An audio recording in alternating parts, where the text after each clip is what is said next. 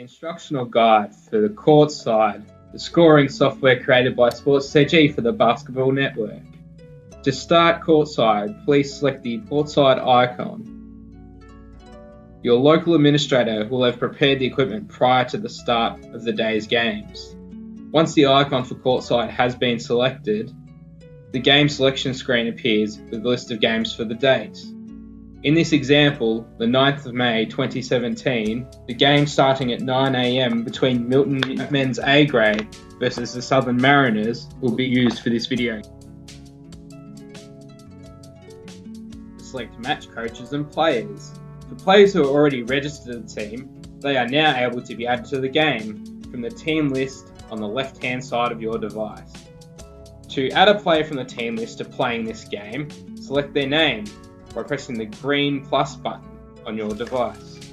We will now do this for George Best. Once a player is located in playing this game, select their number to edit, noting that if multiple players have the same number or no number, an invalid warning sign will appear, as we can see with George Best, number 7, and Jess Berryman, number 7. What we need to do is click on the warning sign, the white pen in a red box, to change the number to assign Jessica Berryman, number 8. To remove a player from the playing this game, select the red minus icon. Each team is allocated a singlet colour for ease of identification during the game. Select the singlet icon to adjust the team's singlet colour. We're going to do this now for Milton Mutants Men's A grade. We're going to change it to orange. To add a new player or coach to the match list, select Add New.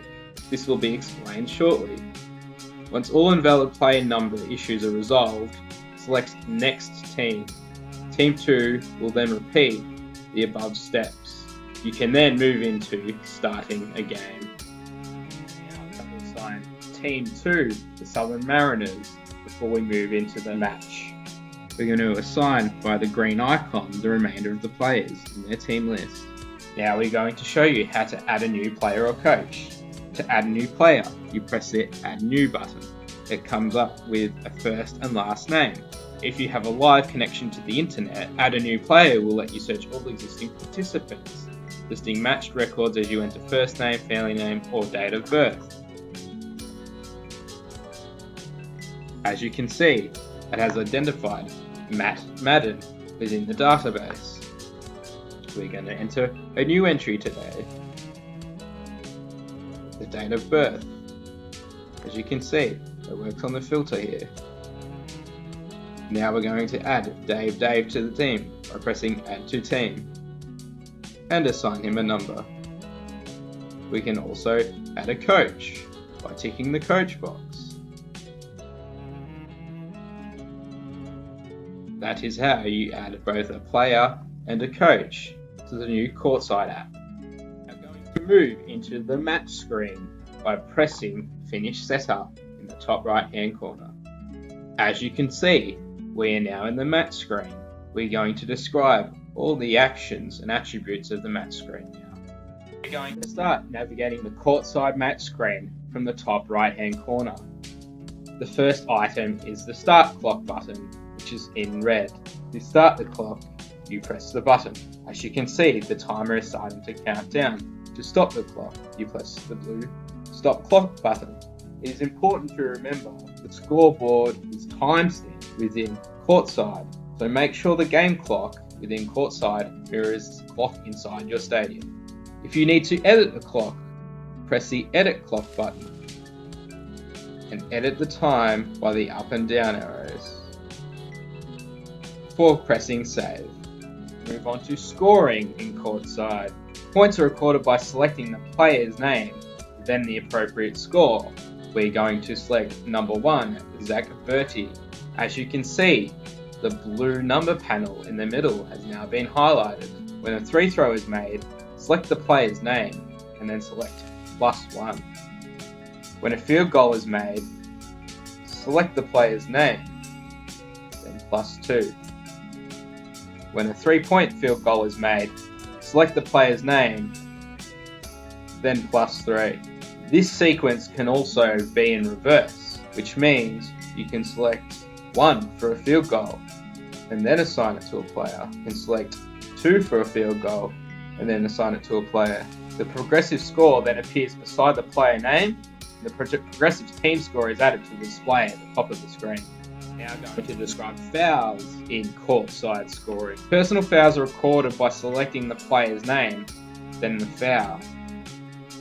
Disqualification, technical or unsportsmanlike fouls are located under each other in the Other tab.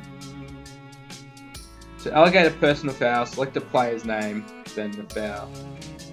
To allocate a technical foul, select the player's name, then Other, then Technical foul. Note, if your association utilises SynBin, a timer will appear as it does in this test database. This is configured within the competition setup on your database outside of Courtside. To allocate an unsportsmanlike foul, select the player's name, then Other, then unsportsmanlike foul. To allocate a disqualification foul against the player's name, press Other, and then press Disqualifying foul. When a player reaches their maximum foul count or is disqualified, the name is struck out, and no further actions can be assigned. As we see for the Southern Mariners number 23, Kayad Kehoe. To allocate a bench technical foul, select the team name at the bottom line and assign Other Technical foul. This sequence can also occur in reverse, where you can select the foul first, then the player, just as we can scoring. The progressive foul count then appears beside the player name, and the progressive team foul count is added to the display at the top of the screen. We will add a few more fouls now to see the bonus feature activated. Timeout functionality on the Courtside scoring app. Select timeout, select the team. As you can see, under the team name, timeouts remaining has reduced from 2 to 1. Please remember to stop your clock. After the timeout period of 1 minute has been filled, press start clock again. Please remember to stop the clock when selecting a time. To add a player or a coach in game that do not appear on the match list at the start of the game, you need to click Manage Players. Select the appropriate team, then add the player or coach to the match as required, following the same steps as the pre-game, which is to select the green plus button for a player or to add a new player. If you discover an error during the game, if you need to make a correction, you can select the Undo Last button to reduce your last action. This only works for the last action. If you need to go back further than your last action, you need to click on Edit Scores and Fouls button. Once inside the Edit and Scores and Fouls menu, select the action to edit. For example, Zach Bertie, period 1, 1542. You can then reassign the action.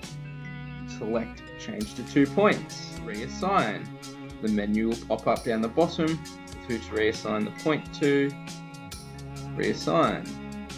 Then you return to the menu and continue the game. The final area of Courtside requires referee code to validate the information. This is referee actions in the top right hand corner of the app. You select the button, you can see the drop down menu, confirm game, injury, incident and forfeit. When we click on injury, it can be noted in the system by selecting the below. Make sure you stop the clock, select the referee action, select the injury type. After selecting the player, number 7 George Best, refuse treatment, select confirm, and then an umpire must enter a code. You must then confirm this code. This does not end and confirm the game, it simply records the injury. These steps can also be followed for an incident or to simply confirm the game after all periods have been played.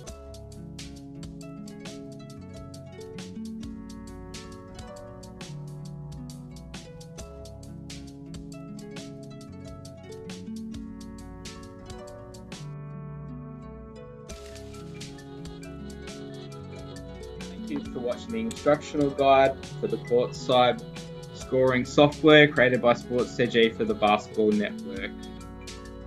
Please contact Basketball Australia or SportsTG if you have any inquiries regarding the software.